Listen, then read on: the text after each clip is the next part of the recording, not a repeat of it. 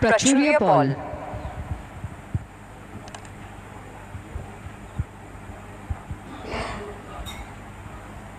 It is my honor to stand on the Assam Legislative Assembly, which is the cornerstone of the state democracy. On 26 January 1950, the Indian Constitution came into effect that drawn the sovereign, democratic and republic India. The Constitution, which is the longest constitution of the world, that reflects the aspiration and the diversity of this nation. B.R. Ambedkar, along with the other visionaries, gave us a framework that provides the nation's fraternity, equality, justice.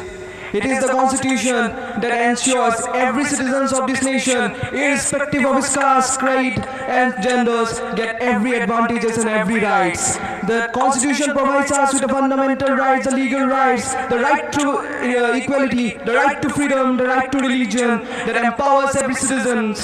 And it also provides some duties, which are the duties of every citizen of this nation. We should respect the Constitution, promote the harmony,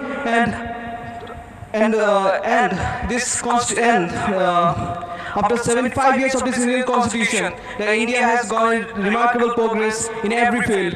Our democracy has strengthened, our economy has grown, and we have done it very much advancement in the technology sector also. From eradicating the social evils from the late 1950s to becoming a global leaders in the 21st century, we have come a long path.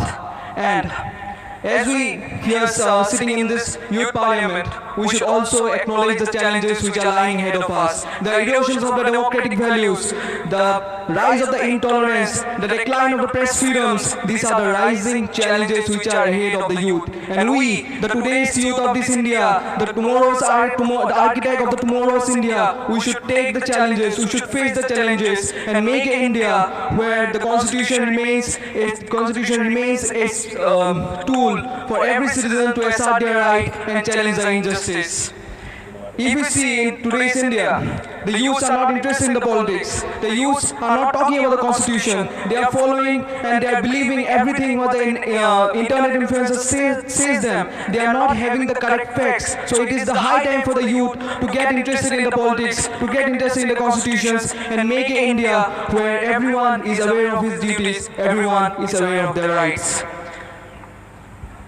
One significant achievement of this constitution is that it has promoted the social transformation. It has allowed the marginal communities, the tribals, the Dalit to have a power to raise a voice. And in the end, I would like to say one thing: this constitution is our shared heritage, our collective pride.